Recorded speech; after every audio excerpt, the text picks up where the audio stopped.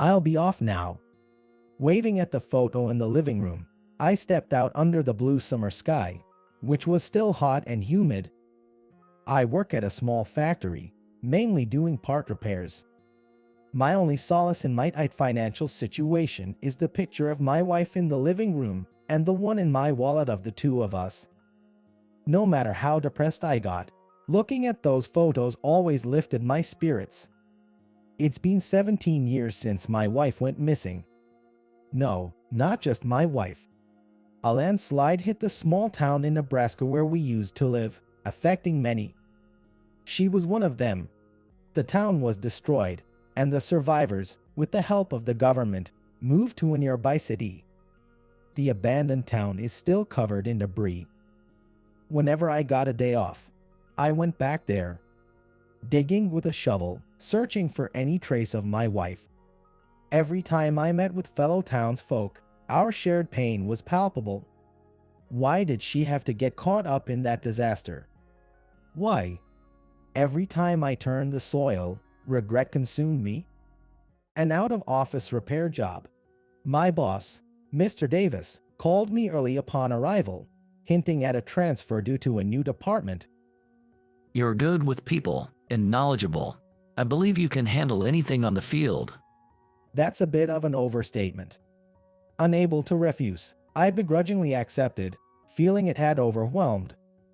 The scope of the repair trips isn't clear yet. I've only been repairing what's sent in, which meant coming to office every day was all I've had to do. If this means driving to places, even thinking about it tires me. Please, you are the only one I can rely on. He added with some cliched words before I left his office. All I want is a peaceful life until retirement. But that's life, isn't it? I checked each tool, preparing for out-of-office requests. For the most part, I visited elderly people's homes. Fans at the beginning of summer, heaters in winter, and radios or TVs on some occasions.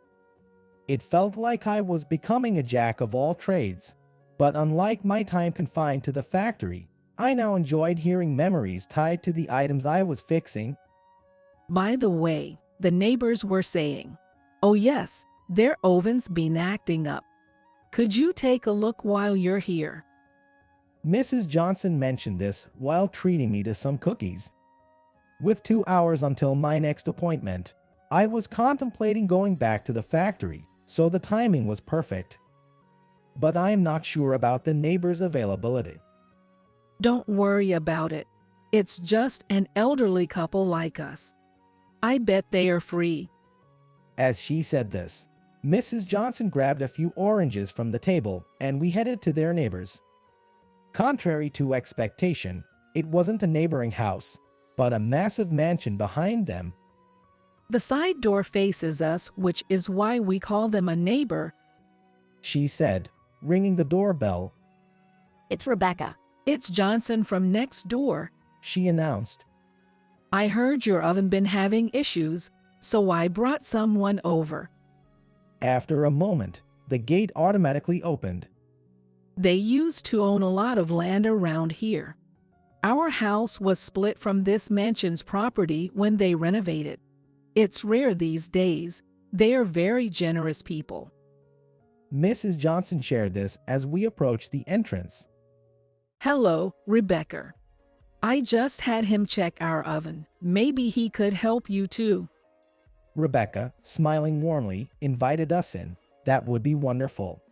Please come in. It seems the timer's messed up. I wanted to bake for 5 minutes, but sometimes it goes for 10 or even just 1. Sitting in front of an old oven, I began my assessment. Mr. Smith here. He's from that landslide-affected town in Nebraska. Ah, I see. I had grown used to hearing that as casual chatter. While eavesdropping on their conversation, I continued my maintenance work. Speaking of which, the helper who used to come here was also from that village, wasn't she? Oh, the amnesiac one. I wonder how she's doing now. My hand stopped abruptly. Oh, you're done with the repair. No, not yet. It's an old thing. Must be tough fixing it. That was the least of my concerns. What if? What if that amnesiac woman was my wife? Desperately I inquired. What did she look like? What do you mean?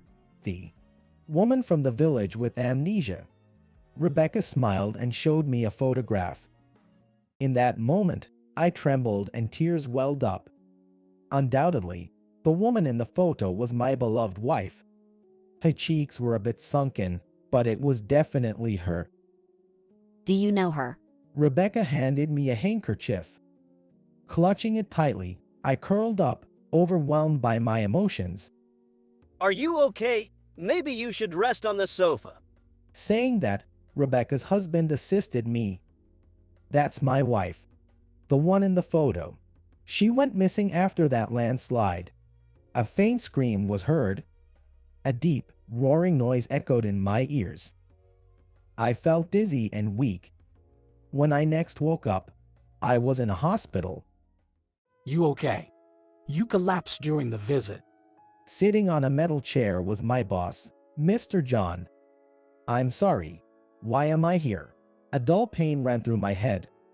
Don't get up so quickly after being out, Mr. John said, pushing me gently back onto the bed.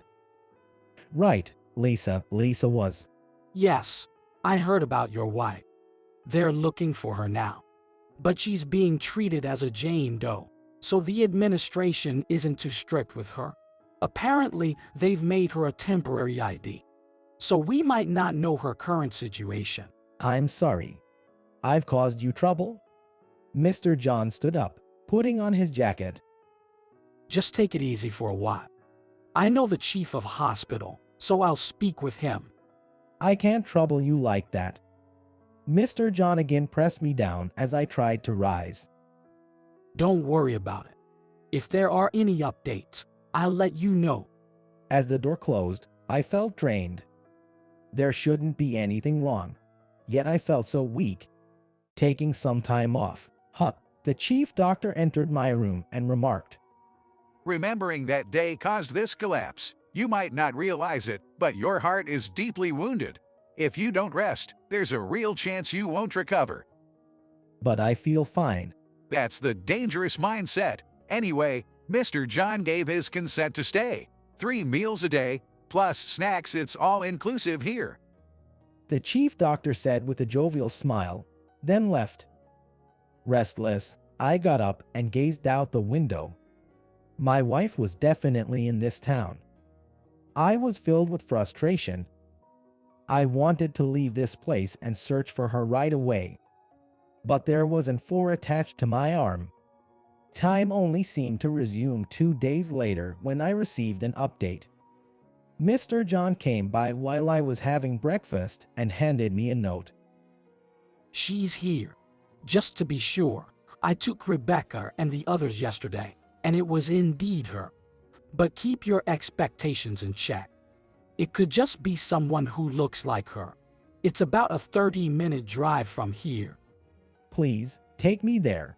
I put down my fork and, with tears in my eyes, begged Mr. John. All right, but you'll only watch from a distance. You're not in the right state of mind, and we don't know how she might react if you approach her suddenly. I just wanted to see my wife, even if it was just a glance. I agreed to Mr. John's conditions. Here we are. He had brought me to a local hotel near the beach. She usually works and stays here. Wait here. Mr. John entered the inn on his own to speak. While waiting, I decided to go out and listen to the waves. The vast, endless ocean lay before me. Thinking that my wife looked at this same view every day felt so surreal.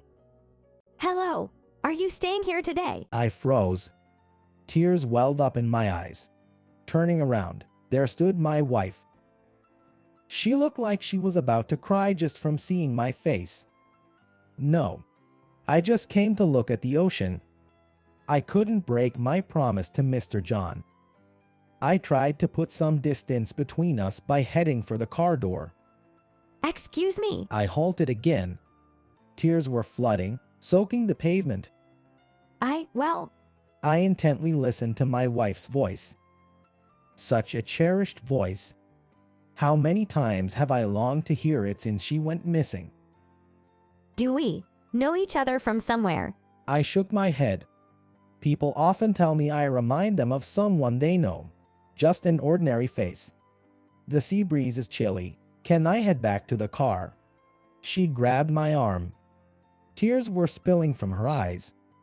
But somehow, seeing you makes me feel nostalgic. My heart feels stirred. Unable to restrain myself, I hugged her tightly. Even with her memory loss, did a part of her still remember me? I'm sorry, but we've never met, have we? As I wiped away my wife's tears with a handkerchief, Mr. John approached.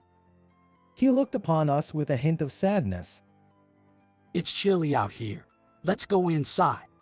Once we were led to the room, I couldn't stop my tears. I was lost, not knowing what to do. The love I felt for my wife was overwhelming, but the thought of her memory loss also brought sadness. My emotions became too much to handle. The director told me your wife seems as distraught as you. Fate really has its ways, doesn't it? Mr. John poured hot water into the teapot and served me some tea. You should rest for a bit. And then you discuss the next steps with the director and I. Let's not involve your wife in this discussion. It might only cause more confusion. If I had the chance to meet my wife again, I would have hugged her right away. And we would have shared the peaceful moments and talked about the days we were apart. The deep scars of our past weighed on us like a cross. Reality was far from the ideal, and it pained my heart. Looks like we'll be staying here tonight. Let's take it easy. The tea Mr. John had served was lukewarm now.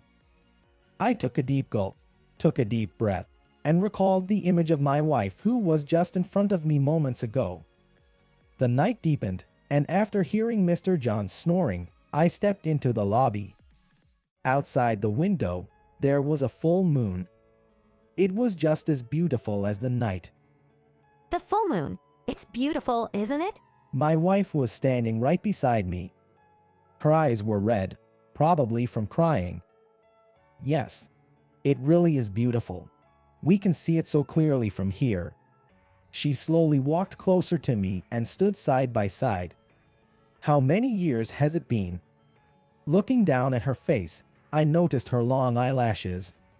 She used to be proud of those lashes. For so long, a part of my heart felt lonely. But after meeting you, it feels like that gap has been filled. I feel so at peace right now. I stared at the full moon, taking shallow breaths, making sure not to miss a single word from her loving voice. But my own heartbeat seemed exceptionally loud. I heard from the director about everything. It's still hard to believe. Me, with you. Turning towards my wife, I looked straight into her eyes. Please, don't say anything more. I'll wait until the day you remember everything. But that's... Tears started forming in her eyes again.